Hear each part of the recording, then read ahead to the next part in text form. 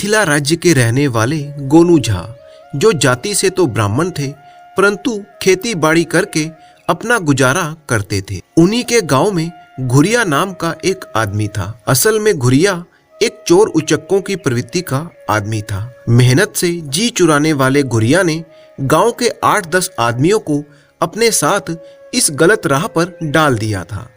कई प्रकार की बुरी आदतों का शिकार यह दल चोरी करने में बड़ा ही माहिर था। गांव में बरसात नहीं हुई तो खेतों में काम ढीला पड़ गया। लोग भगवान से मनौती करने लगे कि बरसात हो जाए। आखिरकार बरसात हुई और जमकर हुई। अब तो किसान खेतों में जुट गए। एक साथ सबका काम शुरू हुआ तो मजदूरों का अकाल सा पड़ गया। मजदूरों ने भी मौका जानकर अपनी मजदूरी बढ़ा दी। गोनू झा को भी अपने खेत की खुदाई करनी थी ताकि बीज बोया जा सके, परंतु मजदूर तो ढूंढे से ना मिलते थे। जो मिलते थे वह इतना अधिक पैसा मांगते कि चुप रह जाना पड़ता। गोनू झा भी परेशान थे कि कैसे खेत की खुदाई की जाए। बारिश के कारण जमीन में तो अभी नमी थी, नमी जाने के बाद मुश्किल बढ़ जाएगी। आखिरकार उन्होंने दिमाग का इस्तेमाल करने का विचार किया और जल्दी से अपने मित्र फेरन मिश्र के पास पहुंचे। आओ गोनू झा, मिश्रा जी बड़े ही प्रसन्न हुए। कैसे याद आई? आवश्यकता आ पड़ी। बिना आवश्यकता के कौन कहाँ जाता है। खेत खोदने के लिए मजदूर नहीं मिल रहे। गोनू झा ने कहा, अब भाई हमसे तो कुदाल चलाई नहीं जाएगी, वरना हम जरूर चलते। आप बस एक छोटा सा काम कर दीजिए। आदेश करो। बस एक अफवाह फैला दीजिए कि गोनू झा की कुंडली के अनुसार उसे शीघ्र ही कोई गड़ा हुआ खजाना मिलने वाला है। उससे क्या होगा? बस सब कुछ हो जाएगा। आपकी इतनी कृपा से ही मेरे लिए सब सिद्ध हो जाएगा। अच्छा, यह तो मेरे बाएं हाथ का खेल है। गोनू झा धन्यवाद देकर अपने घर लौट आए। मिश्रा जी ने अपना काम कर दिया। सारे गांव में ये बात फैल गई कि शीघ्र ही गोनू झा को कोई गड़ा हुआ खजाना मिलने वाला है। और उसी रात गोनू झा के घर से कुदाल चलने की आवाजें आने लगी। इधर चोरों के मुखिया घुरिया ने भी ये अफवाह सुन ली थी। वह अपनी उत्कंठा को रोक ना पाया। उसने गोनू झा के घर जाकर कुदालों के चलने की आवाजें सुनी। वह गोनू झा के घर जा पहुंचा। वह देखना चाहता था कि गोनू झा के घर में खजाना मिलता है या नहीं। आधी रात तक कुदाल चलने की आवाज आनी बंद हो गई।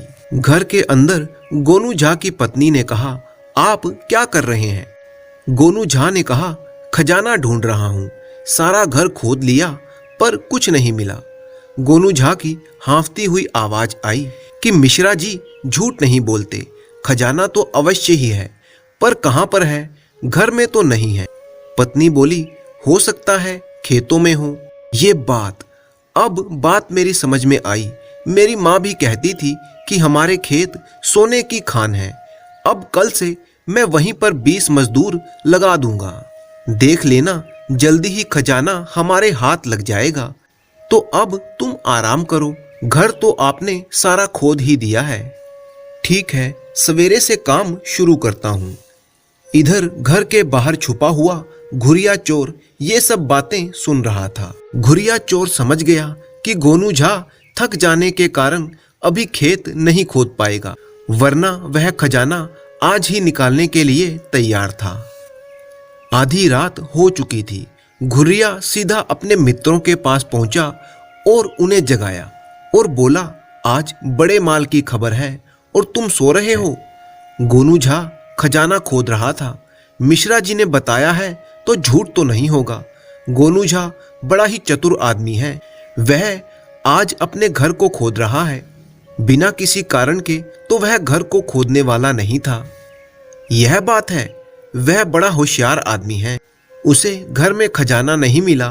वह कल खेतों में मजदूर लगाकर खुदाई करवाएगा। उसकी माँ उसे संकेत करके गई है कि खजाना उसके खेतों में है। गुरु, फिर तो मजा आ जाएगा। गोनू झा खजाना अपने घर में लाएगा और हम किसी रात को ले उड़ेंगे। तुम मूर्ख हो क्या? घुरिया बोला।